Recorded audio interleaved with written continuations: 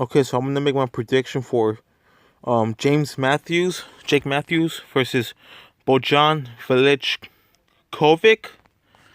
Um, I like this fight for both fighters. I like this fight, because Jake Matthews. I'm a huge Jake Matthews fan. He's so young. He's only 23. He has a lot of potential. No, yes, he has like um he has like losses already. Like a lot, like quite a bit losses. Like he has three.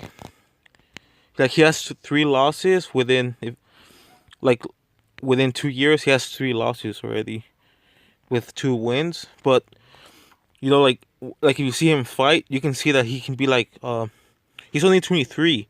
He started in lightweight, but now he's gonna fight he's gonna be fighting what's his name Bojan Bojan Viliukov.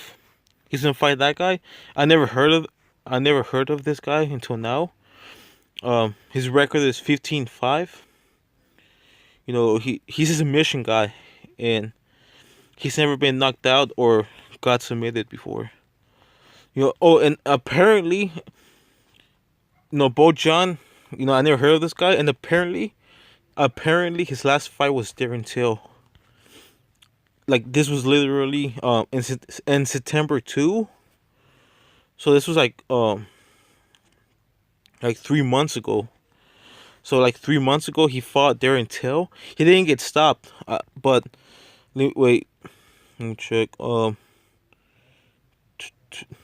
Yeah, it was 30-27 all around. So he clearly lost every round against Darren Till, but still Darren Till.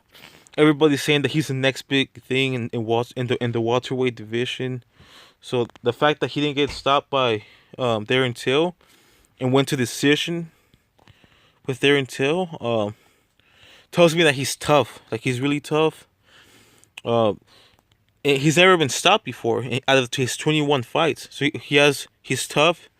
And probably got. I don't know if he got knocked down. I didn't see the fight with Darren Till. His last fight before Darren Till fight was against Nico Musoki. And he got a knockout in round three. He fought Michael Graves in 2016, and there was a draw. So this guy is tough. He's kind of young. He's only 28. He's been fighting for 7 years, so that's good. He's fought in middleweight before. So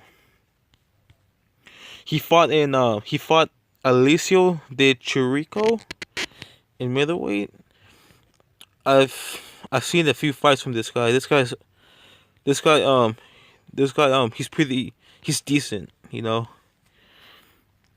But apparently um he beat this guy in middleweight.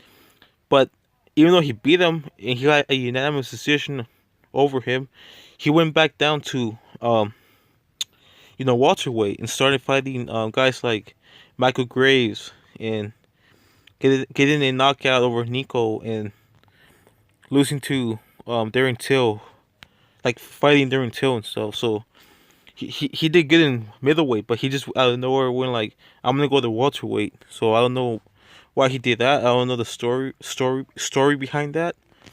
But he started at middleweight.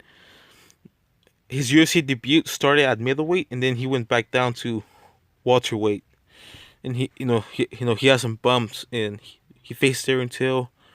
He has a knockout winning that in welterweight. But I like James Vick. I think he's a future of the. I don't know why he's in welterweight. I would like him be in. I'm in freaking lightweight. Like he lost to Kevin Lee in the first round. It wasn't a good look for him. He lost to James Vick, but everybody's stuck in James Vick. Like a lot of the top guys are ducking James Vick. He has like a Darce choke over Abel Trujillo, like freaking Tony Ferguson. And his win against Abel wasn't as good as Tony Ferguson, so he knocked out Marco Polo Reyes and Joe Duffy. Well, he knocked out Joe Duffy in the second round, and Marco Polo Reyes in the first round.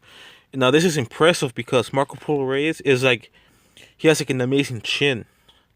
Like if you see his fight with Dong Hum Kim, like that was like he got knocked down, but Dong Hum Kim is he's like a big lightweight. He fought middleweight against Dominic Steele. This big strong guy. And then he knocks out a Joe Duffy, the guy who beat Conor McGregor.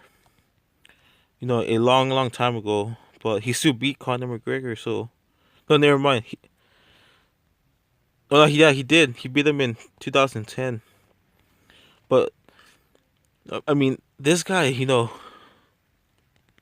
went to decision with Dustin Poirier. He got a 25-second submission win over Mitch Clark. Before he fought James Vick, he got another win against this guy named Reza Madidi. Then he fights James. So he has his record was 17 wins and 2 losses, and then he fights James Vick. I think James Vick he's 30, but he started fighting in 2011. So and again not again, but he in 2015, that's when he beat Jake Matthews. He took a year off, and then he came back. He got knocked out. He got a win. Then he gets knocked out in the first round by Benelli Darush. But he's legit though. Like even though he did got knocked out by Edson Barboza, he got a tough fight with Evan Dunham with a draw. But it turns out James Vick is legit. Like people are ducking him already. He's 6'3". He's a lightweight. He likes boxing. He's good in jiu-jitsu. Like he knocked out a guy with a good boxing career with Joe Duffy, Marco Polo Reyes. He trains with Dominic Cruz, with the footwork and stuff. So he's getting up there. Like I wouldn't be surprised if next year he's like a top 10, top 15 guy. But going back to James Vick, I don't know why he went to welterweight. Maybe the theme with guys moving up to welterweight is that they all do good. Like Don Cerrone, Jorge Masvidal, RDA. Apparently he's in a fight. No, apparently he is in a fight. What's his name? RDA is gonna fight. I forgot his name. Wait.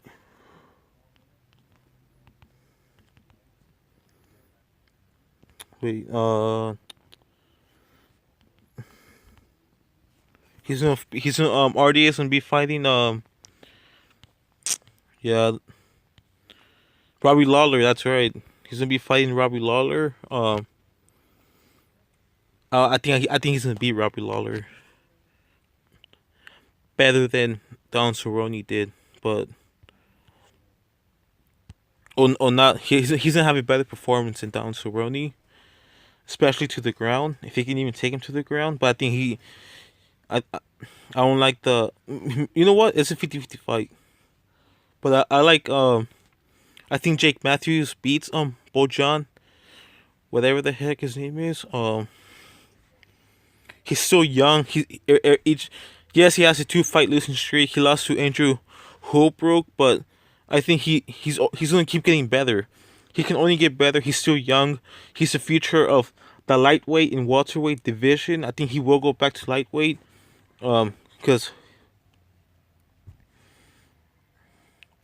unless he went to welterweight not because he lost hope in being the top guy, but I think unless he went to welterweight because he was draining himself too much, and that's why he lost badly to Kevin Lee, and he lost his guy that nobody pretty much heard of. So those are my thoughts on this fight. I picked James Vick to go to decision.